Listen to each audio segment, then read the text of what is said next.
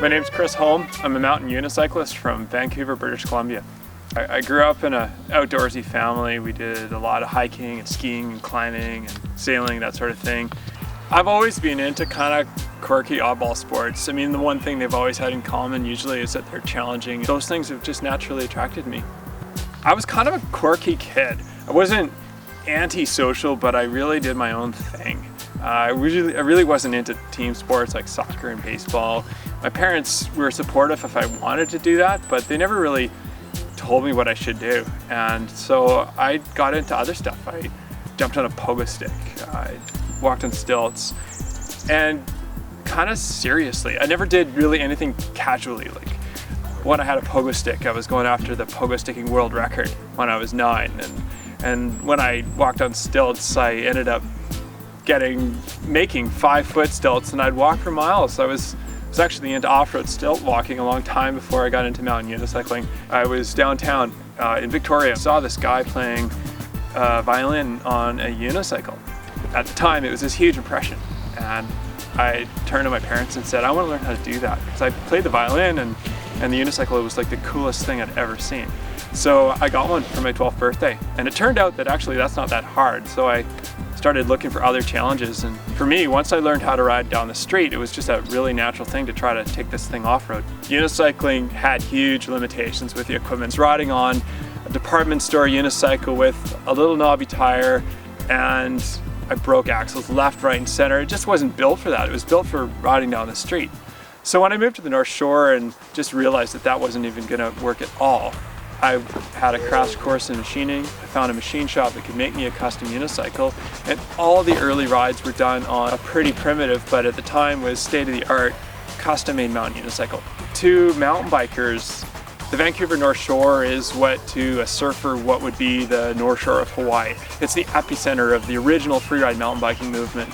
It's got trails unlike any that you're gonna see anywhere else on the planet, certainly at the time, with big ladder bridges and high drop-offs and this playground that was unlike anything I'd ever seen before. Within about 3 weeks of starting to ride there myself, the word spread pretty quickly that some guy was trying to ride this stuff on a unicycle. And maybe 3 weeks later, I started getting calls from filmmakers. And that's really when it all started. Unicycling involves a lot of different skill sets, but at the core of it really is the balance. The balance and the focus. It's being able to concentrate fully on what you're doing, because it's incredibly unforgiving. If you miss something, if you miss that pebble, you're down. There's no in between. There's no struggle. You do it or you don't.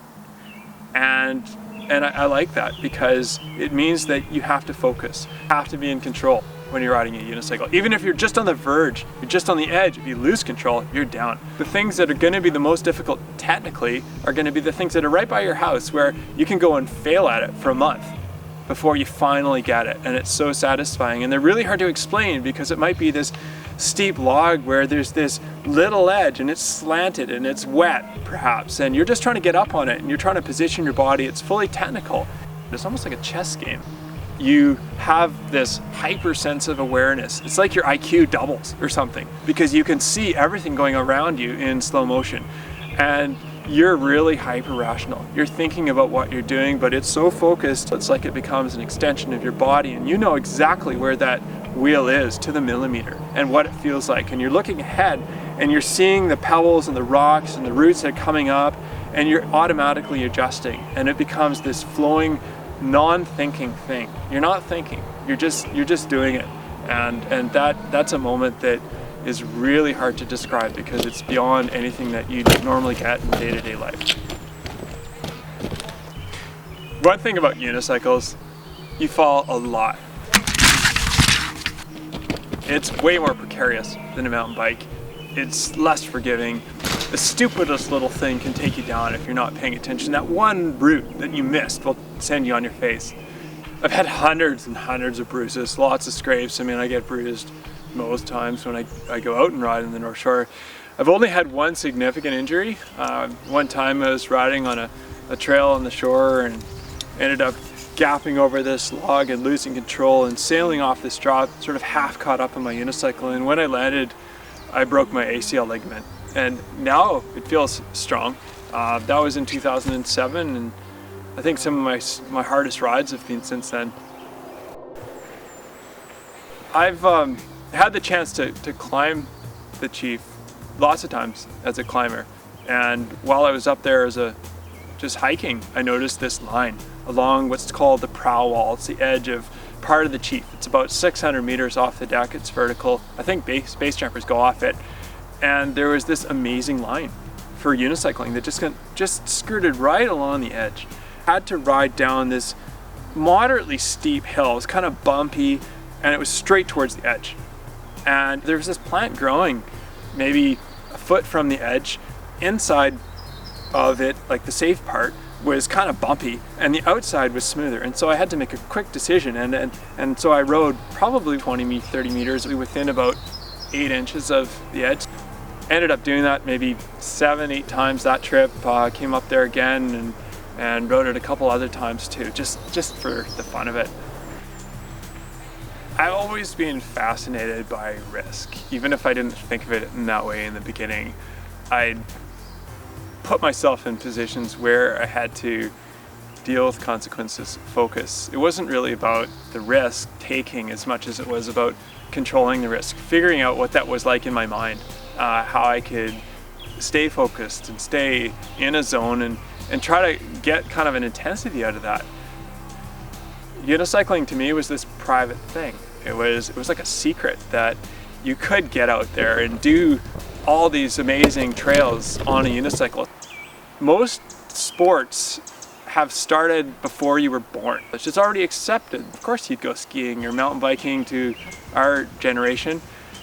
It's a rare chance to be involved with the beginning of a sport, and I really had this moment. We were birthing a sport, and I was getting to be a part of that. I was getting to touch and influence how people would ride for generations, hopefully. To me, that was inspiring. I think the thing that I'm most proud about, in a way, goes beyond the riding, because now that I've been riding for a long time, I've had the chance to have some influence in the sport, and I'm starting to get the chance to give back. I sponsor a team through my company.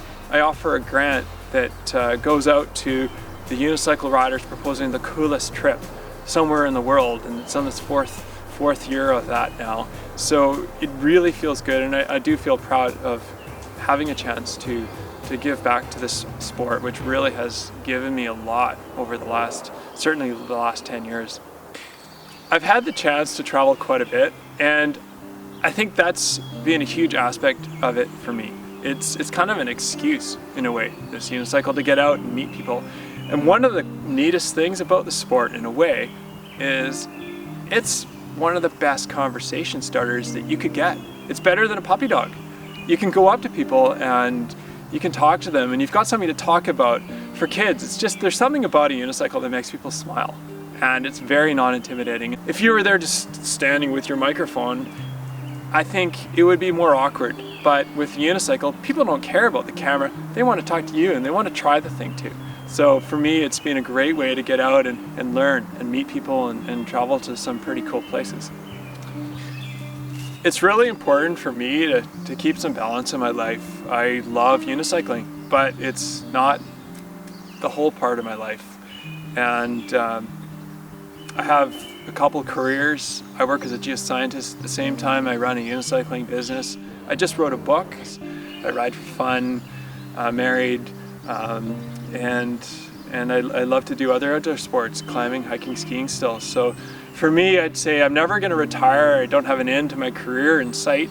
It's just going to change and evolve over the years, and it's always going to be, whether that's unicycling or something else, it's going to be about figuring out other fun ways to just be outside. The heart of the sport for me is personal adventure with small groups of friends in wild places. That's what I'd love to do. If I can ride when I'm 90, I'd be pretty happy about that.